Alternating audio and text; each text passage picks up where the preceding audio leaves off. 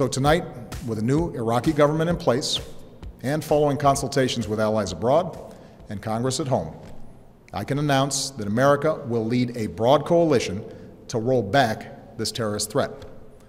President Obama discussing a plan last night for dealing with ISIL, or what we call ISIS. We've talked about them a lot this year on CNN Student News.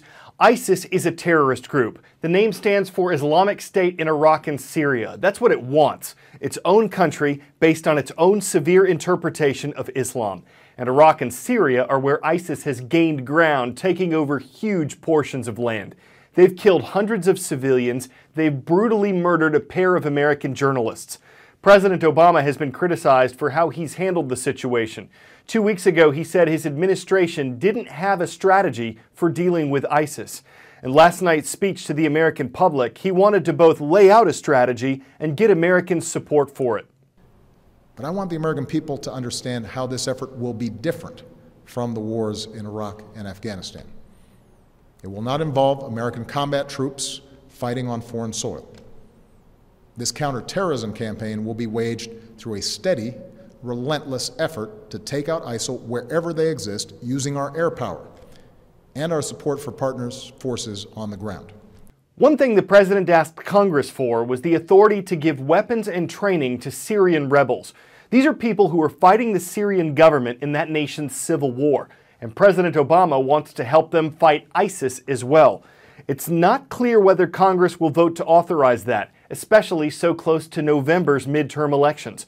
Another issue is that some terrorists may be fighting alongside the rebels. Today is the 13th anniversary of a very dark day in American history. On September 11, 2001, 19 terrorists hijacked 4 commercial airlines. They crashed 2 of them into the 2 World Trade Center towers in New York City, 1 of them into the Pentagon, 1 of them into a field in Shanksville, Pennsylvania. Almost 3,000 people were killed. Yesterday, 3 congressional gold medals were presented. These are the highest awards that the U.S. Congress can give civilians. 1 medal will go to each of the attack sites.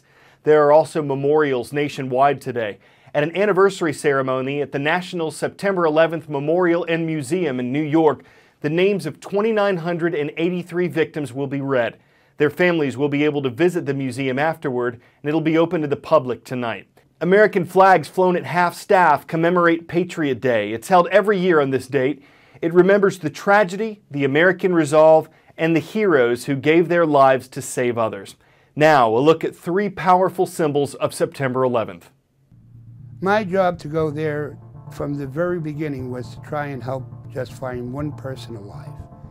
I found naught, not 1. But what I did find was a symbol to help the families. As the buildings had fallen, the debris was like an atomic bomb. Our job was to go in there and try and see if anybody was hurt or maybe we can save somebody. And I was damaged at that point. But I looked to my right and there stood the cross. And that made me drop to my knees in tears. For a short time, but it allowed me to become renewed, gave me hope. It's something that came from the debris, from the devastation. Evil destroyed that building, and faith arose out of it.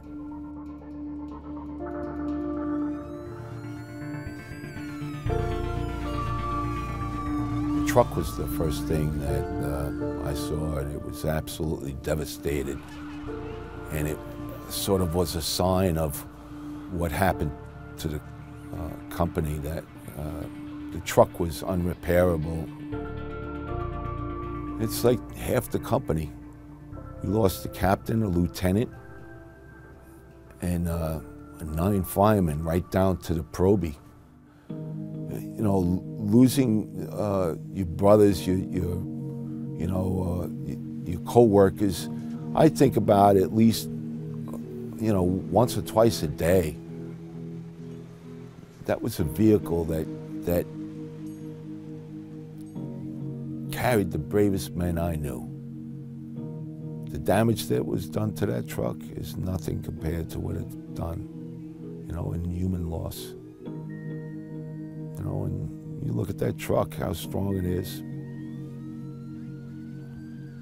It's unbelievable how much damage it took.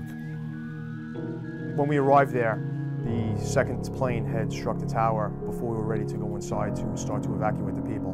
We were there for about approximately a half an hour, you know, getting 200 to 300 people out of the North Tower, and that's when the North Tower started to collapse.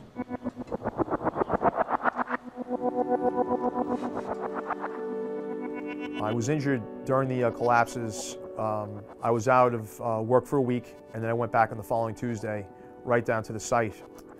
It was very difficult work. We were using my hands to move debris around. I was in need of a pair of gloves, and there were leather gloves that were donated there. Once I put the gloves on, I noticed that somebody had written in black ink, it said "thank you" on them. It could have been from a firefighter in California. It could have been from a school kid in Indiana. I don't know. Just they were here in spirit. They were here with me, and they aided in the recovery effort, and that was their own little way of pitching in.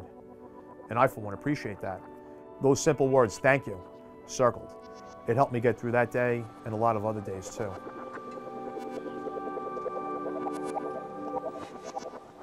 There was another attack on Americans on this date. It happened in Libya in 2012. Terrorists stormed a U.S. compound in Benghazi. They set fire to the main building. U.S. Ambassador Chris Stevens and IT expert Sean Smith died of smoke inhalation. Later that night, the militants killed former U.S. Navy SEALs Glenn Doherty and Tyrone Woods. The Obama administration initially said that a video making fun of Islam, a video produced in the U.S., inspired that attack. But it later backed away from that, saying the Benghazi assault was terrorism. The U.S. government also came under criticism when it was reported that additional security had been requested for the Benghazi facility earlier that year. The Secretary of State at the time, Hillary Clinton, and President Obama have both said they take responsibility for the attack. One suspect has been captured and transported to Washington, D.C., where he's pled not guilty to helping the terrorists. We're taking you coast to coast in today's roll call, and by that we mean Atlantic to Bering Sea. J.P. Taravella High School in Coral Springs, Florida. Good to see you Trojans out there. North Kingstown High School in North Kingstown, Rhode Island. We're saluting the skippers in the Ocean State.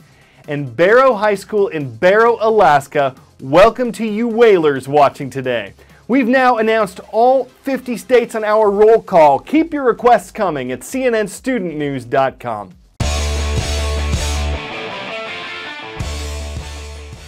It was 200 years ago that Francis Scott Key wrote the Star-Spangled Banner. The broad stripes and bright stars that inspired his poem had been raised over Fort McHenry during the Battle of Baltimore.